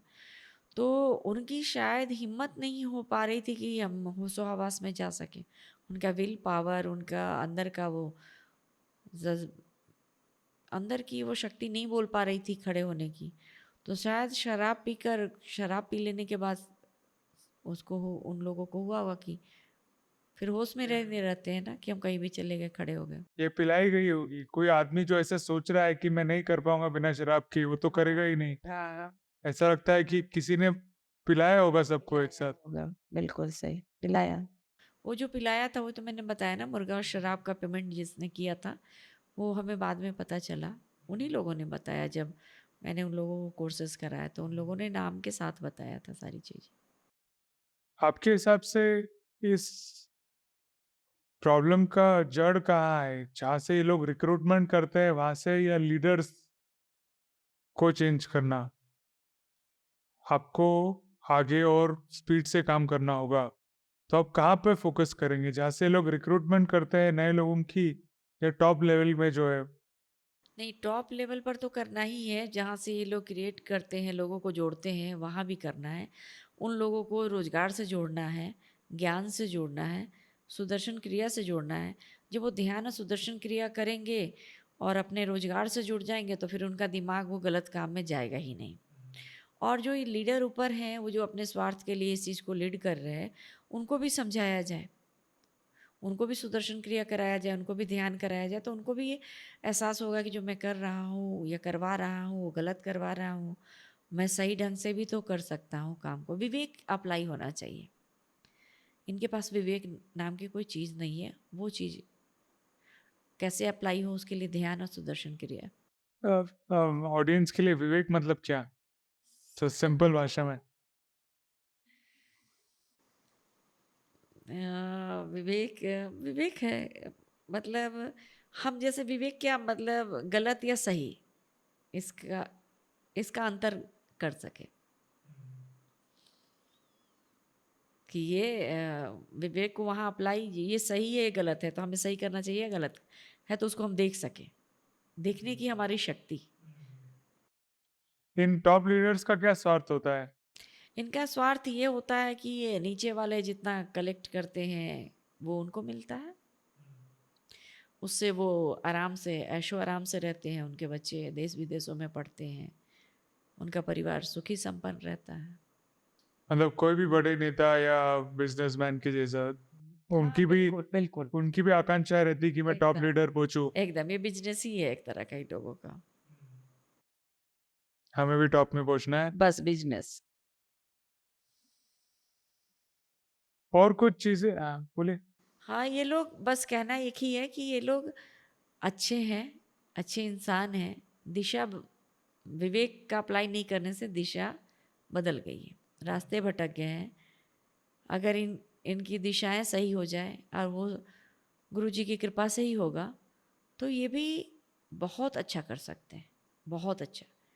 अगर ये सही दिशा पर चलते हुए अगर लीडर ही बनते हैं, लीड ही तो कर रहे हैं, वही ऊपर टॉप पर भी उनसे बात किया जाए या उनको इस रास्ते पर जितने हैं सबको लाया जाए। ये अगर लीडर बनते हैं, नेता बनते हैं, तो जितना गलत को तेजी से दिशा इन्होंने दिया, उतनी तेजी से सही को भी तो दिशा देंगे। तो इस समाज के लिए कितना अच्छा कर सकते हैं, ये बहुत बड़ी बात है। वो उतनी ज्यादा स्पीड से उतने पूरा ऑर्गेनाइजेशन उसमें जुड़ सकता है।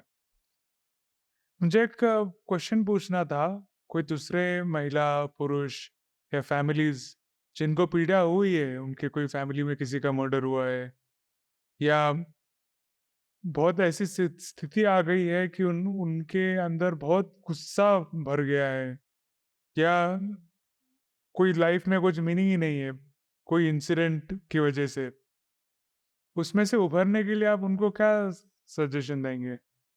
उनको मैं यही सजेशन दूंगी कि गुरुजी से मिले, गुरुजी का आशीर्वाद लें और ध्यान और सुदर्शन क्रिया करें।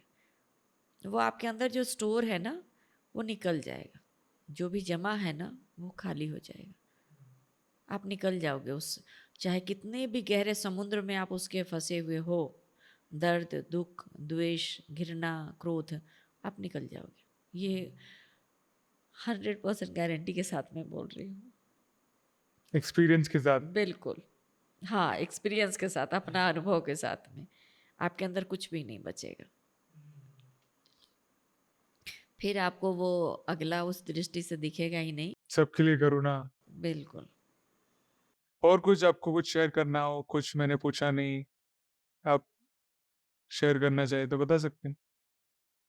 सब लोग गुरुजी के बताए रास्ते पर चलें, सुदर्शन क्रिया करें, ध्यान करें, खुश रहें, सबों में खुशियाँ और प्रेम बांटें। Okay, thank you.